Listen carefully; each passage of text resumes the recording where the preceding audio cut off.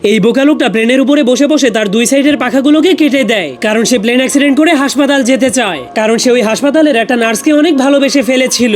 এরপর প্লেনটা ক্রাশ হলেই জলদি করে সেখানে একটা অ্যাম্বুলেন্স চলে আসে, কিন্তু একই অ্যাম্বুলেন্সের লোকেরা তো তাকে সেখানে ফেলে রেখে প্লেনটাকে নিয়ে হাসপাতালে চলে গেল। আর এই মোটা লোকটাও হাসপাতালের সেই নার্সটাকে অনেক ভালোবেসে ফেলেছিল, এই জন্য সেও অ্যাক্সিডেন্ট করে হাসপাতালে ভর্তি হওয়ার জন্য একটা ষাঁড়গরুকে লাল কাপড় দেখিয়ে রাগাতে শুরু করে দেয়। তখন ষাঁড়গরুটা তাকে বলে, মরতে চাইলে ট্রেনের সামনে গিয়ে শুয়ে পড়, 1 সেকেন্ডের মধ্যেই মরে ভূত হয়ে যাবি। কিন্তু মোটা লোকটা তার কোনো কথাই শুনছিল না, কারণ সে শুধুমাত্র অ্যাক্সিডেন্ট হয়ে হাসপাতালে যেতে চাইছিল। তখন ষাঁড়গরুটা তাকে মারার জন্য ফুল স্পিডের সামনে আগাচ্ছিল, আর সেই লোকটা কোনো ভয় না পেয়ে গোতা খাওয়ার জন্য সোজা হয়ে দাঁড়িয়েছিল। কিন্তু তখনই হঠাৎ করে ষাঁড়গরুটা কিছু দেখতে পেয়ে অনেক কষ্ট করে ব্রেক মেরে দেয়, যার ফলে সে ধীরে ধীরে মোটা লোকটার কাছে পৌঁছে যায়, কারণ সে পোস্টারের মধ্যে অনেক সুন্দরী একটা মেয়ে গরুর ছবি দেখেছিল, যার কারণে সে ওই মেয়ে গরুটার প্রেমে পড়ে যাওয়ার কারণে মোটা লোকটাকে গুতা না মেরেই ছেড়ে দেয়। তবুও মোটা লোকটা হার না মেনে নিজেকে অ্যাক্সিডেন্ট করার জন্য ট্রেনের রাস্তার উপরে গিয়ে পাছা উঁচু করে শুয়ে পড়ে। কিন্তু তখনই চিকন লোকটা এসে ধীরে ধীরে মোটা লোকটাকে সরিয়ে দিয়ে নিজেই সেখানে শুয়ে পড়ে, এজন্য তখনই মোটা লোকটা এসে তাকেও সেখান থেকে সরিয়ে দেয়। তখন তারা হাসপাতালে যাওয়ার জন্য একজন আরেকজনের আগে অ্যাক্সিডেন্ট হওয়ার চেষ্টা করছিল,